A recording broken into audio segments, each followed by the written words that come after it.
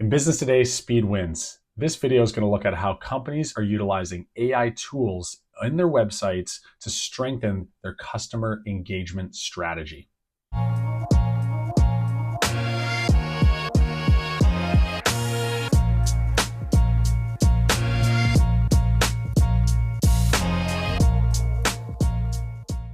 Hey, welcome back, and thanks for watching my 10-minute AI video series. These videos are really structured about helping you understand how AI tools can be used in your business or your personal life in a quick manner. The idea, and I talk about this all the time, is spend time each day utilizing AI tools and figuring out which ones can work for you. Don't get distracted by all the shiny things. There's new tools coming out every single day. Just pick one and focus on it for a period of time until you grasp an understanding of it, starting to be proficient in it, and either implementing it in your own business or personal life.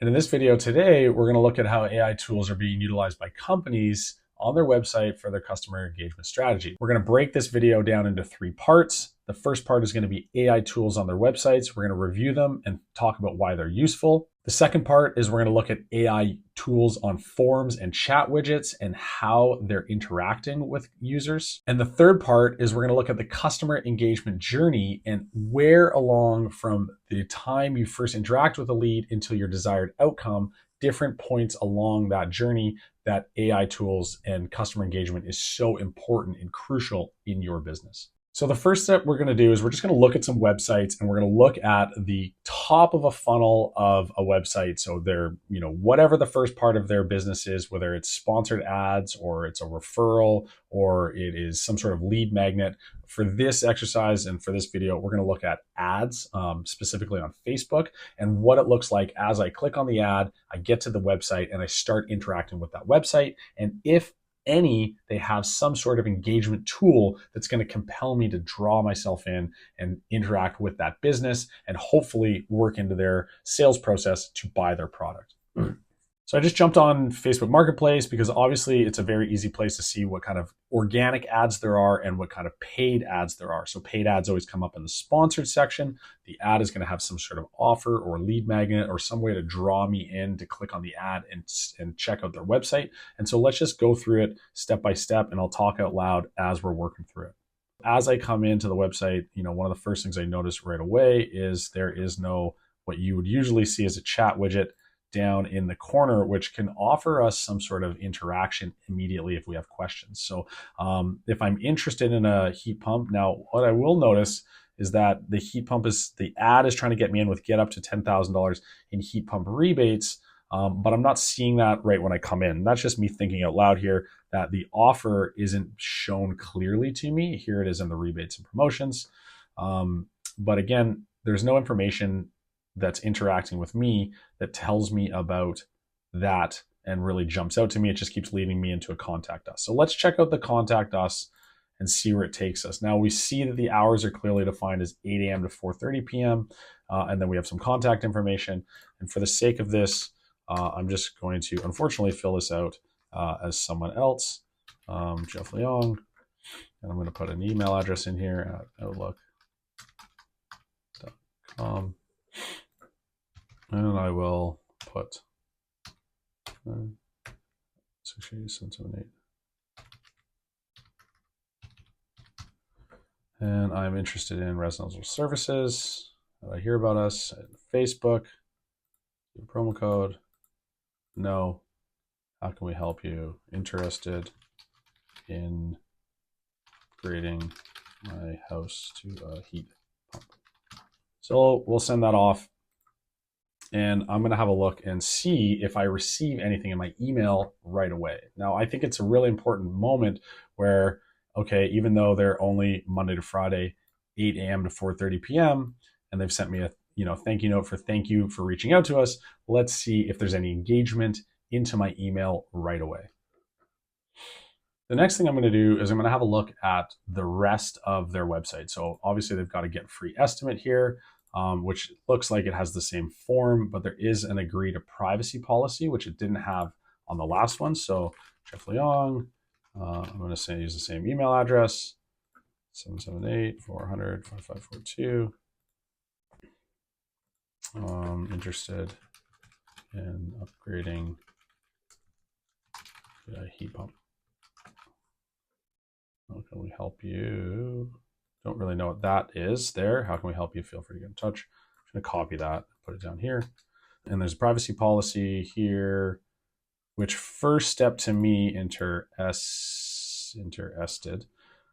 which first tells me because there's no opt-in here, they've got some sort of privacy policy, but because there's no opt-in checkboxes that talk about communication through text message or email, and the page is not found for their privacy policy, that really tells me right away that they're probably not using any AI tools. So, I really don't need to go much further than that, but I will still hit the get in touch and see where it lands me to, because, for one, this is a product, or this is an area that I'm specializing in. So I'm probably going to reach out to this company and give them a proposal about how they could use tools in their company. So because their privacy policy page is broken and I don't see that there is any SMS opt-in or email opt-in, I can guarantee that they're probably not using any AI tools to help with their customer engagement, especially on the speed part, which is the first phase of a customer engagement journey. The customer engagement journey really is broken down into 3 parts. You have speed, nurture, and reactivation. So, someone has come into your funnel. How quickly do you respond to them? Someone is involved in your sales process. How much time do you spend interacting with them through that process and nurturing them into buying your product? Someone has bought your product. How do you re-engage with them after they've bought your product for a review or a referral, or to buy another one of your products in the future? The re-engagement also can be utilized at any point in the customer engagement journey, but it's specifically kind of like saved for the end of it, or if a lead has gone cold before they've purchased your product. So that's having a look at this company here on their website that is clearly spending money and running ads, and I don't think that they're utilizing what is out there. And even when I jump into their Facebook, a lot of their Facebook stuff links me right back to their regular website page, and so right there is in my terms, a kind of opportunity of a problem that they have, that they could easily find a solution, which would help a little bit more with their engagement, especially in their hours they're outside of 8 a.m. to 4:30. Just simply something that just thanks me for their inquiry and asks me a couple more qualifying questions and gets more information out of the customer. So that way, even if a simple note at the end to say, okay, no problem, on Monday at 8:15, we're going to have one of our specialists or our technicians or our estimators reach out to you with the answers to your questions. That's simply such a simple little process, but could bring so much value to a company like this, that is running ads to get me to their website and then isn't utilizing some sort of engagement tool to help draw me in and want me to buy or buy their product or use their service. And that leads us to the most important part of this video, in my opinion, which is the customer engagement journey. And when we look at a customer engagement journey, we can see that the starting points are generally always in the same place, which is advertising, word of mouth, which is a referral, offering some lead magnets, so something for free like an estimate or an ebook or something engaging with your product or your service, and then of course a returning customer. So those are the 4 kind of critical lead points, which I'll call, let's say, lead capture. And so our desired outcome consists of 4, in my opinion, kind of 4 options. We either want to give out a quote, because that will turn into buying a product. We want to buy your product or service. Let's go here, desired outcome. We want to get a review, or we want to get a referral, right? And some of these, let's just create a little arrow here, because that is where our journey is trying to get to. Now, along the way in our customer engagement journey, so we have different waypoints. So we have a waypoint here. We have another waypoint here. We have another waypoint here.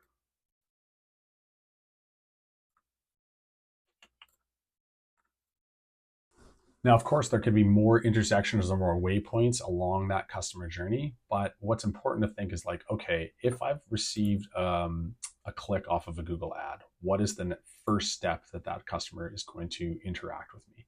And then after they've interacted with me, how are they going to react and I'm going to respond, or are they going to respond and I'm going to react? So that's your kind of second moment.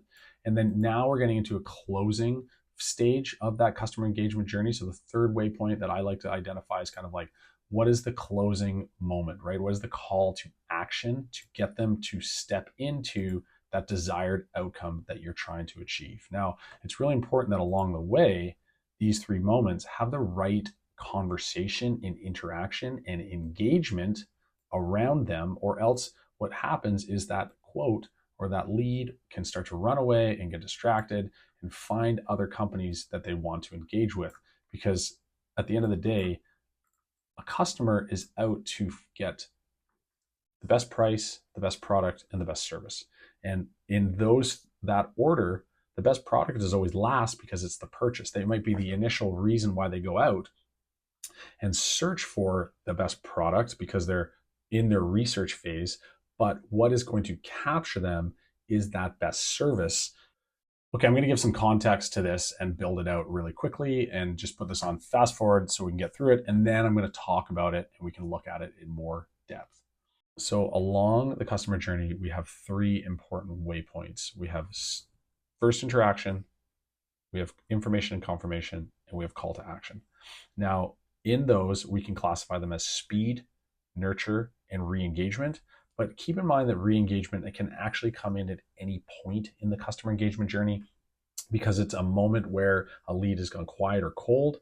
And this is that chance to re-engage them, or they've already bought your product or service and you want to re-engage them again at a later date for a referral, a review, or maybe to let them know about a new product or offering that you may have. So think about the engagement as something that's dynamic with the two most important ones sitting in front of it, which is speed and nurture.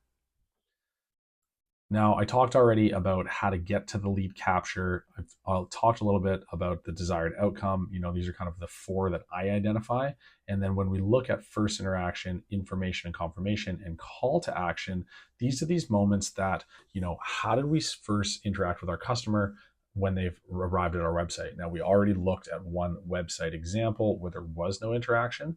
And then the next stage is how do they get that information, which then gives them confirmation that they want to use your product or service, but they're not quite there yet. That next step is so important, which is that call to action, which is your moment to come back in and re-engage with them and let them know that you're there. Do you have any more questions? Do you want to talk about the product or service some more? And then help gently nudge them into your desired outcome, which, let's say, first and foremost is buy your product or service. But again, giving out a quote could be your desired outcome. And now you have to utilize these three moments in a very short window of time in order to get them to get a quote from you. And then you would actually move them back into the cycle. And this is very important, that it is a cycle and it's not a linear A to B start to finish. And then you have to re-engage them again with an interaction after they've received your quote. And this is what I have developed, and what I think is so important is this moment here. Now let's look at this as a cycle and not a linear A to B start to finish. And that's why I am so focused on creating an engagement cycle.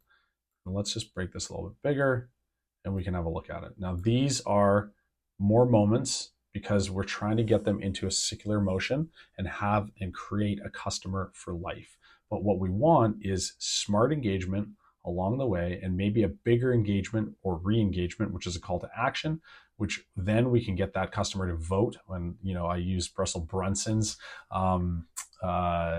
comment of getting people to vote with their credit cards for your product or service, which I think is a great analogy of what they actually do. They believe in you, they want your product and service, and this is their vote of confidence. And unfortunately, it's with a credit card to then buy or purchase your product or service.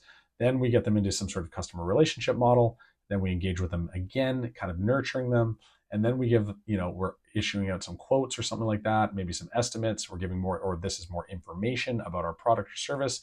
And this is another moment where I like to think of that the quote has gone cold, or a moment or area of quietness.